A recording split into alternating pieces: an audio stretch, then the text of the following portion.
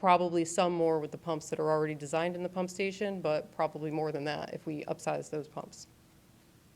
I mean, I'm just trying to understand it all so that when I vote, I'm voting on facts and data and not unknown. Yeah. In future, in your presentation, are you gonna give us what we approved before, the cost perspective and where the differences that would raise $95 million? We don't have that in here today, but can get that to you.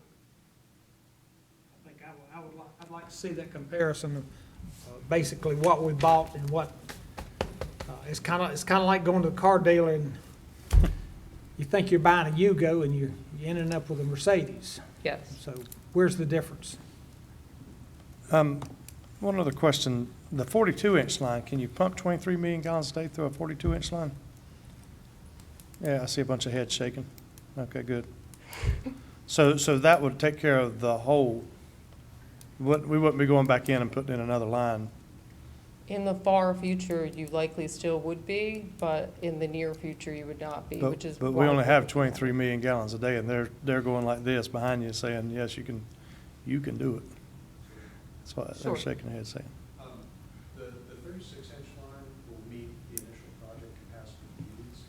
The 42-inch line, what that does is it delays how long it would be until we have to put a second pipeline in out until late 2040s is what it amounts to. So you're spending money today to avoid a large capital expense in the future. It's the lowest net present value.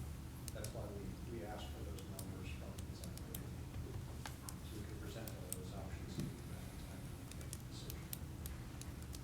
So when he says the 42-inch will take you out to the late 2040s, the 36-inch will take you to 2032. So you'll be coming back in and putting that pipeline in sooner. So you still have to put in another pipeline of some size later on. Yeah, the water treatment plant itself, the expansions go beyond the current permitted capacity from Lake Tillery.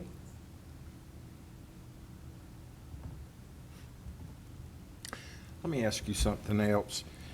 Does HDR keep a project timeline on everything on this as far as what we've accomplished, how long it took it, what we're hoping to accomplish, when that will happen, and a projected end date? We have a schedule. So I think the answer is yes. Okay, when does that schedule show that we would be processing water and distributing it to citizens of Union County? The schedule that we had the last time we talked planned that for the spring, summer of 2022. What we're going to talk about today is a potential delay that's going to push it out past that time frame. Okay. Let's hear how far that's being pushed. Go ahead. We talked a little bit about a few of these cost drivers, the raw water pipeline sizing, the architecture, and one of the things we didn't talk about yet was the raw water storage. So right now, we're looking at having a tank on the water treatment plant site that would hold some raw water so that you would have that available. If something went wrong with the pipeline, you could use it and you'd have a little bit of redundancy there. It's not a necessity for the project to function, and that is included in the cost now, but could come out. The other cost drivers, the construction material and labor market has obviously been going up steadily. Because of unknown future economic conditions, there's quite a bit of contingency still in the 30% estimates, and also because the design is only at 30%, so we don't exactly know what the components are, so there's some contingency in there for that. And that contingency, over time, we will work on where the dollars need to be spent and where the dollars don't need to be spent, so we can make sure to only spend parts of that contingency that are necessary. And obviously the schedule is a cost driver, as the project will cost more as time goes on due to escalation. So these costs are based on today, but we're not even ready to start. The costs you're looking at are escalated. So it's fair to assume that when we actually get ready to start, it'll be higher than this 320. It is reasonable to assume that.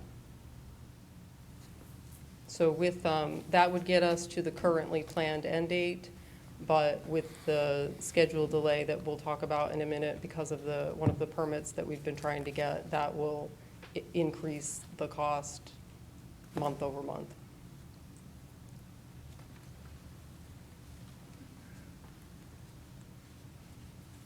So I was talking about earlier, we're working with both the design build teams and the county on value engineering options, things we might be able to do differently in the project in order to get the cost down from where it is currently.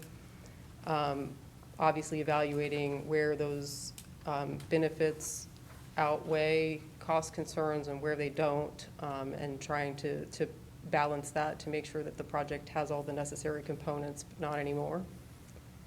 We'll be narrowing in on the final contingency amounts, as I was just talking about. The 60% cost opinions will come in the fall of this year. That they're due, the packages are due September 27th.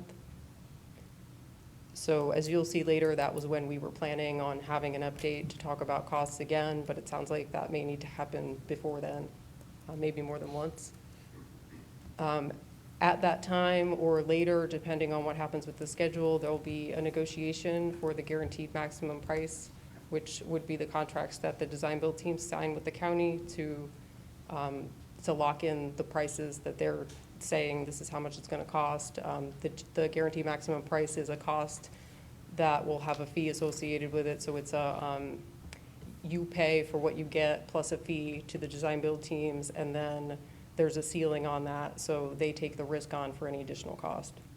I have a question. Who guarantees that maximum price ceiling? That's the design build team, so that's CDM, Smith Crowder, and Garney Hazen for each of the halves of the project. Are they bonded to cover such a guarantee? Yes. Do they give a guarantee that's so high that there is room for error? Because this is speculation. Well, as the design gets narrowed down and we know what it is, they won't be speculating on costs. You know, they'll be pricing out things that they know they're purchasing. They'll get quotes from manufacturers and the labor market. So when they give you that price, obviously they're going to have something in there. They're still going to have some contingency on there to manage risk. And what date would that guaranteed maximum price come? September 27th? Of this year? Yes, sir. Well, we ain't gotta wait long then. So that's at the 60% design stage. So there'll still be some contingency in there for the last 40% of the design.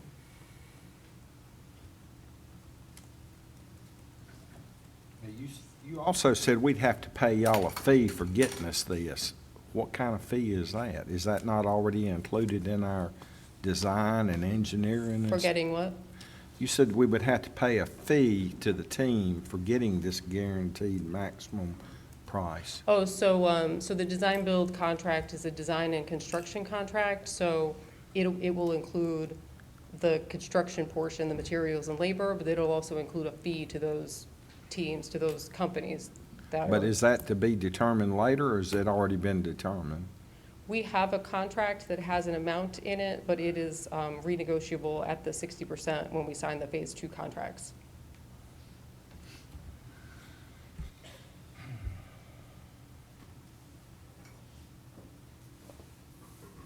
And that usually comes in as a percentage of the construction cost, so the construction cost will make a difference in that fee.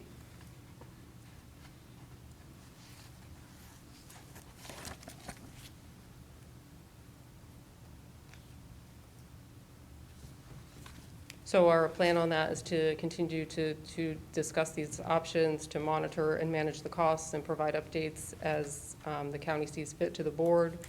And the county group is also looking to reconsider the project financing strategy.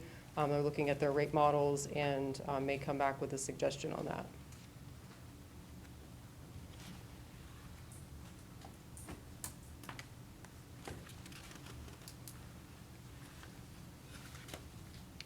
So moving on to easement acquisition. Do you have any other questions on that? Okay.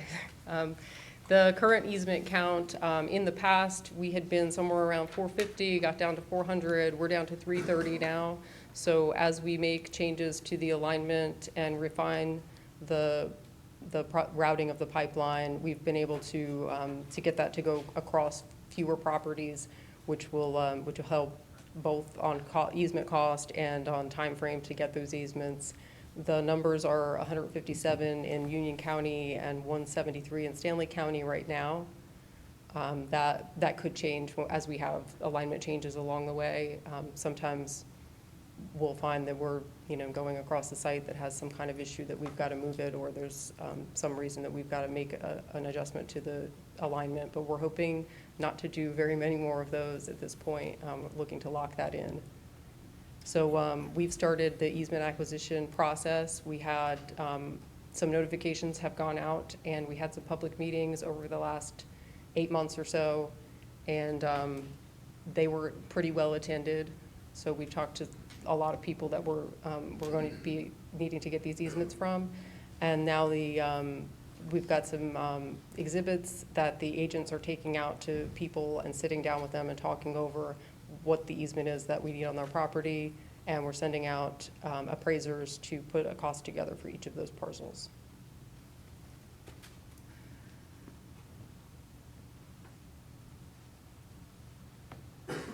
So we plan to acquire the first easements in Union County, September, October this year, and in Norwood, November this year, based on the schedule that we're still following.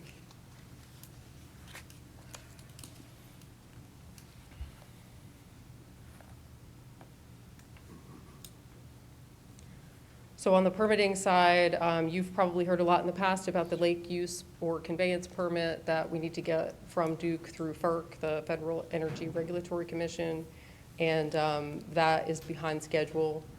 The most recent submittal that went in came back with some requirements for permits that we don't have secured right now.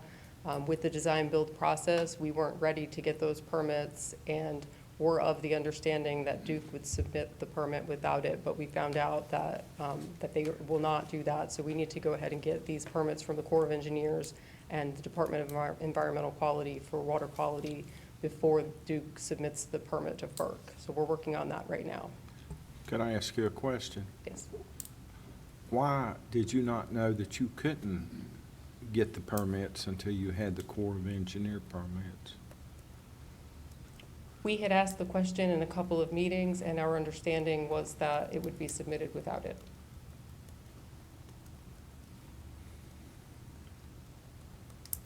Can you give me a little more specifics on behind schedule? What does that mean? Sure. I think this will probably help. So right now where we are, I'll back up to those other slides. The county management met with Duke recently, just this month. We plan to update the preliminary engineering report is a report that goes into the permit application. It's 150 pages or so. And we'll resubmit that to Duke next month. And then the Corps of Engineers and Department of Environmental Quality permit will be submitted for either next month or the month after. Some drawings and submittal documents need to be pulled together for that. And at the same time, that PER that goes to Duke will go back into agency consultation. We're anticipating August for that. And then the final application should go to Duke in October.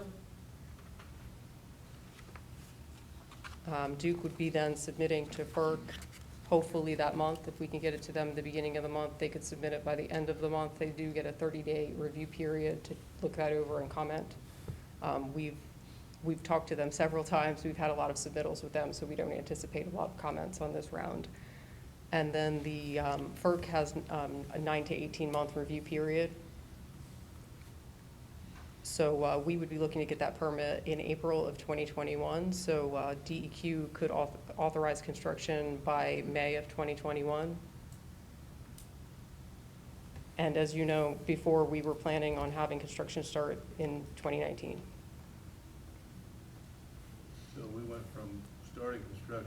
2019 to not even having permits until 2021. Correct. As representatives of the taxpayers, how can we justify putting lines in the ground for a plant that we probably won't have any trouble getting a permit on, but don't know when we'll get the permit? We don't anticipate that you would be able to do that. The DEQ authorization to construct permit is from the public water section. That permit will not be issued until after the FERC permit is issued, and that is required to do any construction on the project at all. But I thought you just said we were planning on putting water lines in the ground 2019. No. I mean, we were, in the past, we were. Before there was a delay, because of this permit delay, that's being pushed out. I'm sorry, I misunderstood.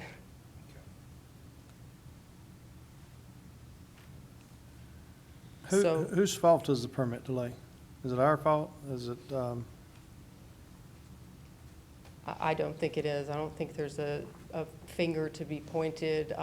Some of the delay was because we had to wait for the legal settlement process to end, and then we had to do some changes to some plans to get into this permit from the settlement process.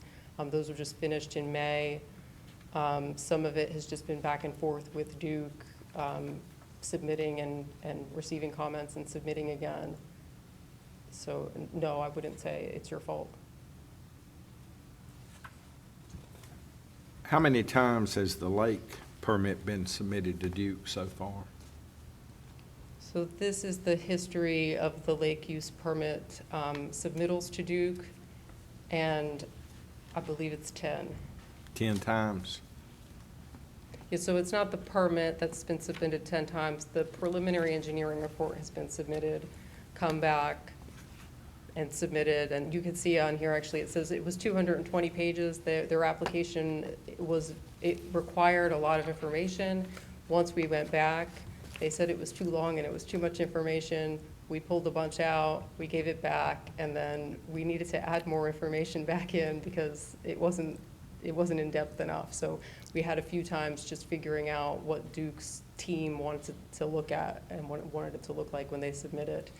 And then it went out to agency consultation and came back. We thought we were going to be ready to submit to FERC, but once the settlement went through, we had to make changes to the preliminary engineering report per the settlement and send it back through agency review and submit it again.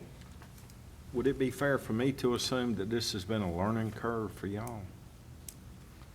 I don't think necessarily. I know Mark has had a little bit of correspondence with another team that went through this process recently, and that they had the same type of experience, a lot of submittals.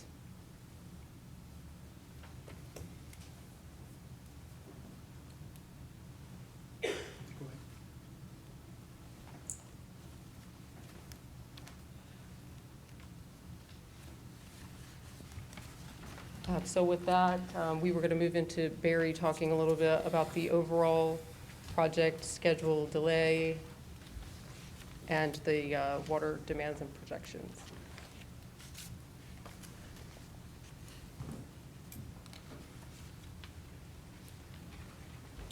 Good afternoon.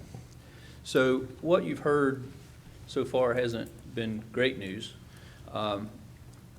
Project is behind, and the cost opinions right now are pretty high. But I would just say before we get into this too far is that this is a really big project, and it's a really complicated project. This would be a big project for any utility in the country to tackle, and so this is a major undertaking. So don't be surprised when you see things that don't go as smoothly as everyone would like for them to go. The other thing that I would point out is that we're at the 30% level on the design build. So you're not even a third of the way barely into this thing, and there's still a lot of unknowns and a lot of work that has to take place. So should you be concerned? Yeah, absolutely. Is it the end of the world? No, not yet. So I would give the team a chance and see what they can come out of it. I think that the county staff will hold HDR's feet to the fire, and I think HDR will hold the design build team's feet to the fire to do this value engineering, which is really trying to drive the cost down and get a project that delivers the results that the county needs and wants. And so I give them a chance. So what I want to talk about today is really kind of the results of all of that. And so how it fits into the county's operations, because you've got a lot of water customers that are going to be depending on you and your staff to get them water between now and the time this plant is finished. And so being sure that we don't forget about that while we're working on this huge project is really important, and it's something that unfortunately a lot of utilities tend to drop the ball on, as they focus on the big project and they forget about the day-to-day service. So you can't let that happen. And so the schedule that you're looking at there now is really just kind of laying out what you've already heard, is that the project has been delayed. This has a little bit of history to it going back some years. I believe that the county started working with Duke 3 years ago on this permit through FERC, and so it's not been that there were feet drug. It's just been a complicated process getting the information right. It's not something that Duke does all that frequently, and they are interacting with FERC in Washington. Staff changes, lots of different things happen that impact it. So anyway, that is wrapping up, though. It looks like there's good progress being made, and it's wrapping up. And so once Duke submits the application to FERC, then that starts another process with FERC reviewing all that. And so Duke is trying to get it perfect to go to FERC. And then so FERC will do their due diligence and their review. And then once they issue an order, the order will be to Duke, and it will authorize Duke to issue the easement and the agreements, the lake use conveyance permit to the county. And so that's a legal process that will take a little time, but in the meeting that the manager and one of the senior VPs from Duke had last week, there was discussion about Duke already starting the drafting of that document so that it won't be a holdup when the time comes. And so, but still, that piece of it, the easement acquisition, are two time-sensitive things that are on the critical path for this project that have to get done. And then we finally get to move into construction. So, but we are looking at a delay, and so during that delay, let me see if I can get this to work. Yeah, so during that delay, I want to talk a little bit about kind of what to expect and how to maybe manage some of the risk and some of the issues that could develop during that time between now and the time the project is finished. And so you know that there's a very tight gap right now, a very narrow margin of safety with the water supply capacity that the county has in place and the peak hot weather summer demands that customers put on the system. There's just not a whole lot of margin of safety there. And so we've already had, we went 4 weeks with no rain, and now we're finally getting rain and we get floods. So it's kind of an extreme situation. But if those dry periods persist and we were to get into a drought situation, water demand really goes up, we really need to have a plan in terms of how we're going to deal with that. And so there are some mitigation options, and you've seen these before. I talked about a lot of them with you last summer when I was here, and we talked about some of them at the retreat a few months ago. And so the mitigation options, one is to expand the Catawba River Water Treatment Plant. And my understanding is that project is well underway and is on schedule to be finished about a year from now. And so then that will provide a boost. And we'll show you a chart in a minute that will illustrate this. There are interconnects potentials with Charlotte Water that could help. And my understanding is the county is working on pursuing those with a written agreement, a firm commitment that Charlotte can provide some extra water when it's needed. There's a lease in place with Lancaster Water and Sewer to share capacity that they have in the Catawba River Water Treatment Plant. And so that lease needs to be extended to cover this delay. And there's the potential to negotiate additional agreements. There are some handshake agreements in place. Those, I would suggest to you that you might want to firm those up.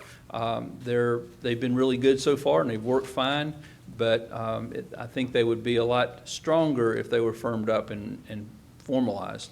And then there's the option to accelerate construction of your Yadkin River project. That's something that I don't think has been on the table, and again, it would have a cost impact. And so you have to balance all of these different mitigation options with the risk tolerance that you do or don't have over this next 3, 4, 5 year period until this work all gets done. And so this is a chart that you've seen many times. I've showed it to you several times, and I know others have too. And it really illustrates what your existing capacity is relative to where your current demands are and where those demands are projected to go. And so I would point out that you're sitting on a base there of water from Anson County, and then the next lighter blue chunk of water is coming from the Catawba River Water Treatment Plant, and it's showing that you currently have 21. And so that's the 18, half of the capacity of the plant, plus the 3 that you are borrowing from Lancaster Water and Sewer District gets you to 21. The green hatches up there are water that you're getting from Lancaster Water and Sewer because they're getting water from Charlotte. So that's the first step, and then the other is the direct connection between Charlotte and Union County. But the thing that you really want to look at here is you see the solid blue line with the big blue dots. That is your historical maximum day water demand through this week, I guess. And so what you're seeing there is that it's a little bit above the trend line. It's a little bit lower than that red line, which was the projected maximum day demand in the environmental impact statement. But if you look at where that blue dot is relative to your capacity, you can see it's getting pretty close. And if you look at that trend line, you can see that before the new Yadkin plant is finished, you're going to be on that ragged edge the whole time. And so the trend line is a projection, and so it's an estimate, and everybody puts their best effort into coming up with that projection, but there are no guarantees. And so and you can see right now we're a little above that trend line. So it's very conceivable that water demand could be more or it could be less than that trend line predicts. And so the county really needs to be thinking about how they're going to deal with that and meet those needs going forward. I have a question. Yes, sir, Mr. Rake. Have the outstanding lots that have been approved by all the municipalities in the county, has the average usage been plotted onto that solid blue line to know what it's going to do as they build out? And the answer to that is that the growth of the county is included in those projections. Those dashed lines that are going out there, that includes some estimates of the growth. Now that growth could be more or could be less than is projected. Houses that are already underway are also included. I mean, you can see the projection was made several years ago. Does that answer your question? Well, it just seems like to me there's a lot coming at us for water, and I would like to know that it was more factual than PowerPoint presentation. I understand, and so I know that the county staff has the data that's behind this, and I'll go out on a limb here and suggest that they would be willing to share that with you. But there is data, and that's the basis of this work. But you remember at our spring workshop, it got closer to the top than this has it. Well, I'm getting ready to show you a chart that will kind of get at that. Okay. Okay, and so that's this chart right here. And so some of the numbers on there are a little bit high. In other words, if you go back here, for instance, and you look at Anson at 4 MGD, and what we talked about at the workshop is that because of hydraulic conditions and restrictions and the fact that that those peak demands usually coincide between Union County and Anson County, that you really have difficulty getting 4 million gallons from Anson. It's probably more like 3 that you can rely on. And that the Catawba River Water Treatment Plant, even though it's rated at 36 million gallons per day, like we talked about at the retreat, they use a fair amount of that water internal to the plant. So the out-the-door number is not 36. Now, the county was able to get the full 21 million gallons that you see on here recently, like just in the last few weeks, because Lancaster wasn't using their full amount, and they were very generous and very cooperative with the county in letting the county utilize that to actually get the 21 or maybe a little bit more. May I ask a question while you're on that point? Yes, sir. How much do we pay for that water? I don't know what the rates are. Aubrey? Can you come up to the microphone?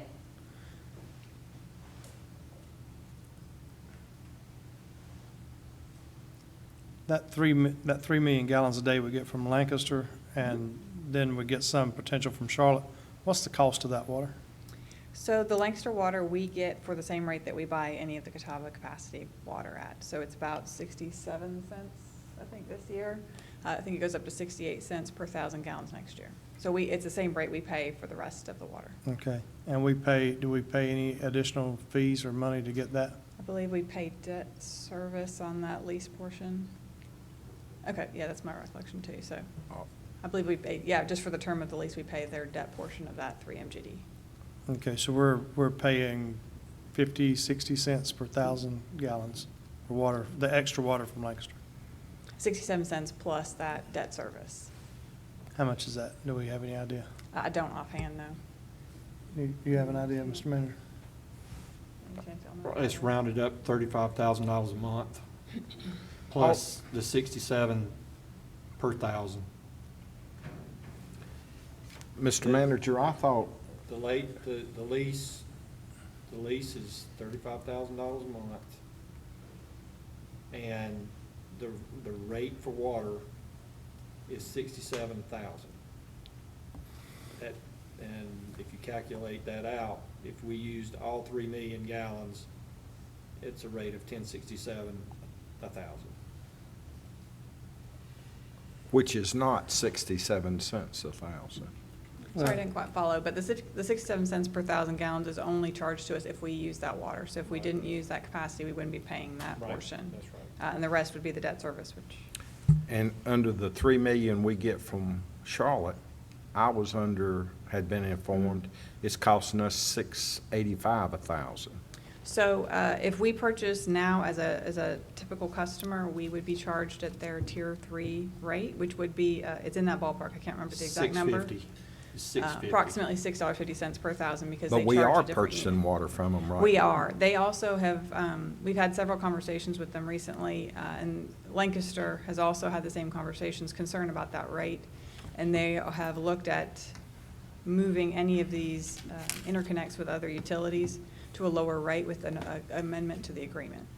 So it would take it to a commercial, a non-residential rate, similar to what we have. That would be about half of that rate, so. So we're charging, what's our charge for the first tier? Our first tier, I think we're at $2.15. How much? It's around $2.15. $2.15 or $3? Two, $2.15. I believe. So on my first 3,000, 4,000 gallons, I'm paying $2.50 a gallon? Or for 1,000 gallons? I can't remember if that's last year's or this year's. Okay, I so apologize. $2 to $3 is what we're paying I'm paying as a customer. Mhm.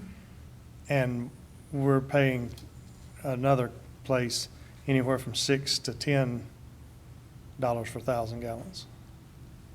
And that $10 one was the high one, I understand you. Right.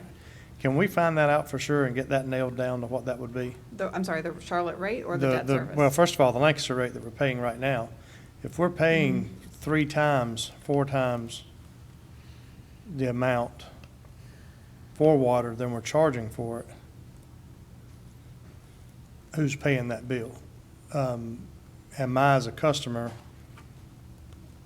and a lot of other customers paying a higher water bill in order to facilitate a new subdivision?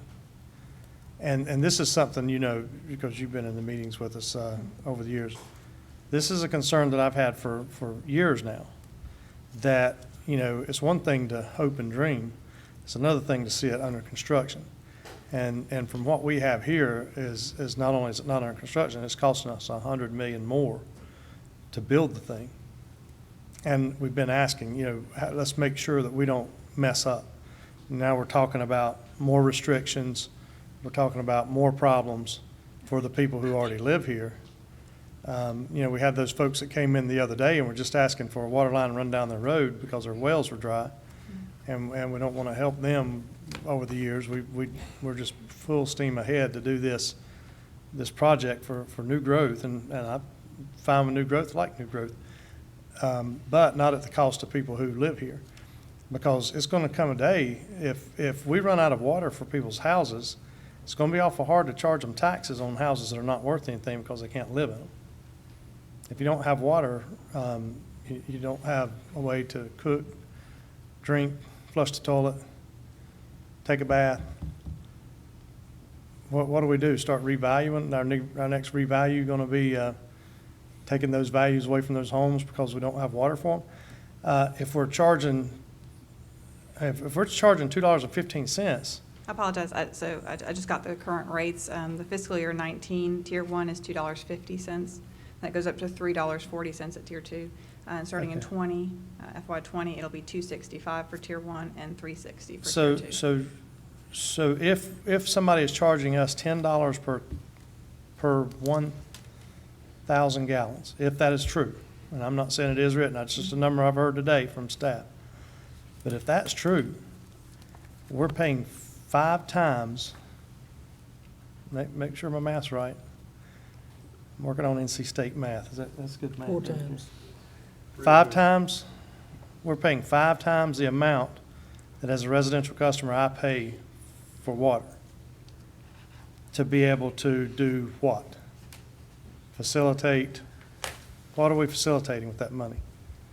And it goes back, I think we need to have some serious discussions about what we're going to do. I appreciate y'all bringing this forward to us, but you can't do things like that without a serious plan, and a serious plan is not spending $100 million more on a plant. Does Duke Power know they don't sell power to people who don't live in houses that don't have water?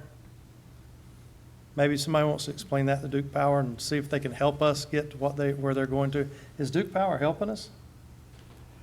Duke Power was very helpful in the Great. meeting that we had with them. They want to see the project complete, and they want to see us get our permit. So it's not just like we're sending them something, they send it back, we're sending them something, they send it back. We had a very productive meeting with them. Good, because I was hoping that's what the answer was going to be. Because we're not just talking about new construction here. We're not just talking about the new subdivision going down the road that nobody around them wants anyways. We're talking about the people who live here. We're talking about the water I drink, and my family drinks, and my neighbors drink. We're talking about the water that provides for our industries, for the businesses that are already here, not the ones that may build here, but not the ones that are coming in the future. We're talking about the ones that are here right now.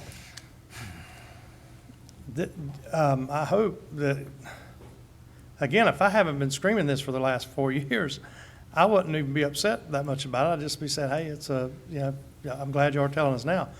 But this has been a question we have been asking.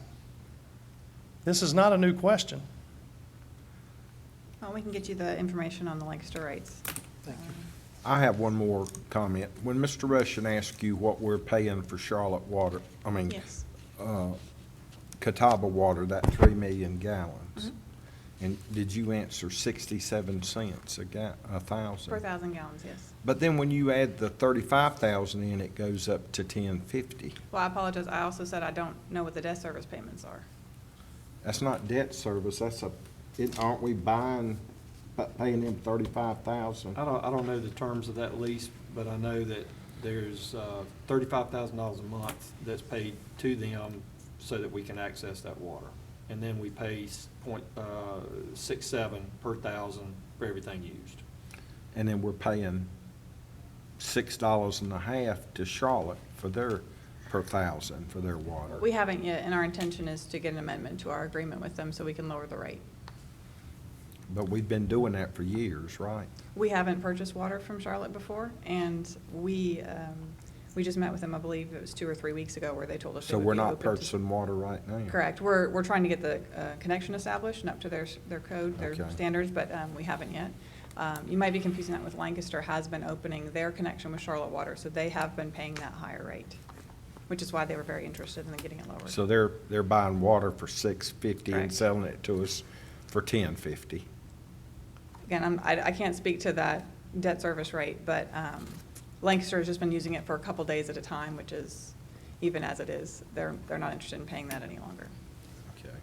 I have a question on the chart.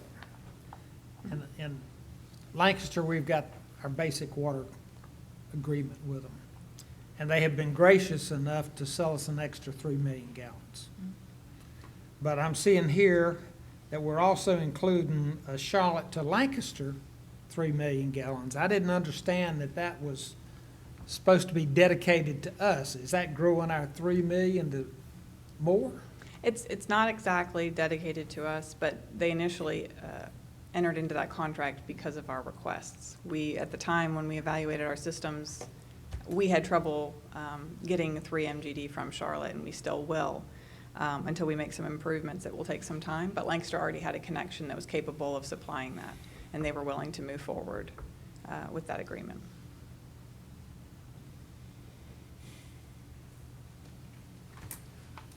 Another thing that was, last time I saw this chart, the critical date, and I've been going off of since then, was 2022.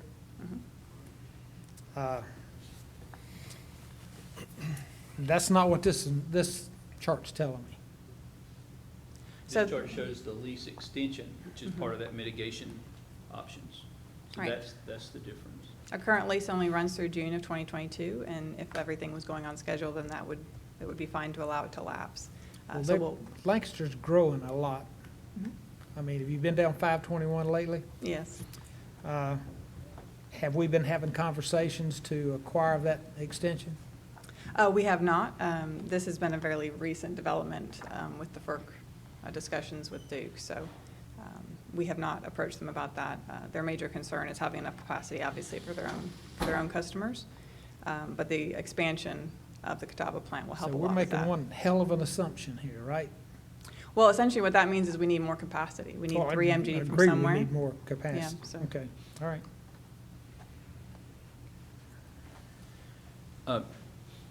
Partially in response to Commissioner Rushing's concerns, and I understand what you're saying. If you look over on the chart, once the Yadkin project comes online, then you'll have capacity to use your own water, and the debt service for that plant and the operating costs for that plant are already baked into your rate structure, if I'm not mistaken. And so that should be a benefit to your customers. Now, the challenge is going to be getting that project done at a price that the ratepayers in the county can afford. But if we can make that happen, then that should take you out of the situation of buying water for a higher price than you're selling it for. So let's move ahead. So this is what we were working on here is that some of these numbers are a little bit soft. And so we talked about Anson, we talked about the Lancaster agreements, and we talked about the Catawba River Plant project. And I think where I was saying that the expansion of that plant is on track and is scheduled to be finished by about this time next year. And that will give the county a little bit more breathing room, a little bit. So going forward, there's some things that the board obviously is interested in knowing and needs to know and needs to hear in a timely manner. And like Tracy said, I think the original plan was that the board would get another update at the 60% design level, and that would be at the point where the design build teams are bringing in those guaranteed maximum price numbers. And so what I've heard this evening or this afternoon is that the board may be interested in some updates prior to that to have more input into what's going into the guaranteed maximum price in terms of some of those project options and alternates. And so I think staff will take that into account. So at that next board meeting, this is sort of the agenda that we would be looking at. Another update on the cost, see how that's coming on the refinement of that, hopefully driving it down. Updating on the schedule, hopefully that'll be getting faster. But I think that it's a pretty safe bet at this point that you should expect that this project is probably not going to come in under the current budget and is probably going to be delayed. I think that's a major takeaway. The amount and the time, I think, still are up for grabs. I think everybody's working to drive the price down and get it done quicker. The water supply status we just talked about, but we would need to give you an update on where we are with that. Hopefully by the fall we'll be through the hot, dry weather. Hopefully we won't have had a drought all summer and that things will have gone smoothly. But we need to be thinking about the next couple of summers after that, and are we going to be able to meet the demands during that time period as well? Are there any things that we need to be doing over the winter to get ready for the next summer? And then update on the permits and easements, and then those risk decisions. And what we're calling the risk decisions are those project options and how you want to deal with those, and the construction start, and perhaps the acceleration is an issue too. So those are the things that we would consider in what was planned for the fall update. If there are other things that you would like to see or hear during updates, then if you would let us know, I'm sure staff can accommodate that. And that's what we had for today. Any questions for me? Commissioner Simpson? Barry, I think it's about your second or third slide there. You had some options. The mitigation options? Accelerate construction of the Yadkin Yes, sir. project. Yes, sir. Didn't Tracy say we couldn't turn a stone until we had all the permits in place? Can you help me understand what accelerate means? Yeah, so there's been a certain amount of time built into this process for the actual construction. In other words, once they start I see. grading, turning dirt, until it's finished. And so I don't know exactly what that time period is, 18, 24 months, something like that, I don't know. But there's But them dozers working at nights, what you there's a consideration that you could talk about that would say, we want to do it faster, what would it cost? There would be an added cost in all likelihood to do it quicker, there usually is. But that's something that depending on where your risk tolerance is and where the budget is, you might want to have some discussion about. Okay, thanks. Commissioner Rushing? Barry, what would you do if you were in my shoes as far as new construction and new hookups to water? I think that's a complicated question to answer because I think you've got to look at these mitigation options, and I think you've got to look at this chart. And so if you're thinking that you're not liking paying the higher rate for water from those outside sources, then I think you've got to consider that you're pretty much at capacity. If the county and your priorities and your abilities are to continue working with those outside partners, even if it costs a little more on a per 1,000-gallon basis to support the ongoing growth of the county and not disrupt that, then I would keep going just like you're going. But I'll be monitoring it really closely and trying hard to firm up some of these agreements and be sure that you have these. Somebody said it's a big assumption. You firm up those assumptions and turn them into something that you can rely on, for the next few years. So we've got a XYZ development company comes in and they're ready to build 1,000 houses or 500 houses or 100 houses. And they want us to rezone property for them. They want us to do whatever. Somebody's telling them that, yeah, there's water available in Public Works. I don't know who's telling them that, but somebody's telling them that it's available, that they've got it. It don't look like it's available to me. Yeah, so again, I can't speak for the county, and I can't speak for either of these consultants behind me, but as a former utility director, I can tell you where my head's at with that. Okay. And so where my head is that your staff is monitoring those requests that are coming in, and they're tracking them. Mm-hmm. And if there's some really, really big impact that they don't feel comfortable that they're going to be able to meet, then I think they'll raise the flag. I would count on them to do that. Now, I think they're also looking at this chart, and they're saying that by 2024, there's going to be a Yadkin River plant online, or starting, and it's going to be online a few years after that, and that there's a plan to be able to supply water between now and then. If any element of that plan is taken off the table, then I think you're, like I said a while ago, I think you're right. You're at capacity and there's no water. But if you stick with this plan and you can get these agreements lined up and you're willing to bear the cost of it, then I think you've got water to work with. And If we get the Yadkin plant by 2024. get it started, yes, sir. So we're not going to start. Well, we're not gonna actually, start no, it till this is 2024. not starting, this is completion. Yeah, get it completed by 2024. You can see that if you miss that a little bit, you can see where that blue line is and where the red line is. Yeah. That as long as you have those other agreements in place, it's not that bad. You'll still have to pay those higher prices. But I think you've got a little bit of a safety factor there. But you got to keep monitoring that trend line. Remember, that trend line is a prediction, and it's based on what's happened in the past. And we all know that what's happened in the past don't mean it's going to keep happening. And so if there is a sudden uptick in development or a big industry, I mean, that's a likely scenario that you get a commercial customer that comes in that has a large water demand. That could change that prediction. And so the staff is watching that. At least they were last summer. They're watching all of that, and we'll flag that if it's going to be a problem. I want to Well, clarify. Last year, we were going to be drinking this water in 2022. Yeah. Now it's 2024. If it's 2024, because next year it could be 2026. I'm about 5 minutes away from directing staff to not issue any permits for water, new construction water, unless it's commercial. Talk me out of it. Okay. Well, again, with my former director's hat on, I would say that we have a plan, that we have water. And as long as you let the utility work that plan and support that plan, that we're in good shape, and that stopping permits for residential development would be extremely disruptive to the county and disruptive to current residents who may be living in a home and want to move into a new home. So that cut their water off at their faucet because they don't have any, and see what happens.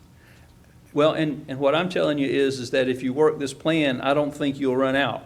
We've been working this plan for 4 years. I know. I'm on the 5th year of working this plan, and all I see with the plan is the plan keeps getting pushed out. And I keep having my expert staff tell me that everything's going to be fine. Don't do anything like you're talking about. Everything's going to be fine. But I hear today this is not fine. It's not fine to pay 5 times the amount of water that we're getting back from the customers, and then charging them extra every year. Every year for the foreseeable future, we're charging them increased bills, increase the bill. And only thing that happens is the price of water increases, the price of the project increases by $100 million, almost $95 million.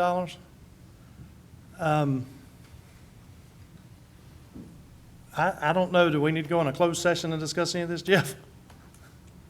Do we need to go in and talk about any legal issues that we could get into?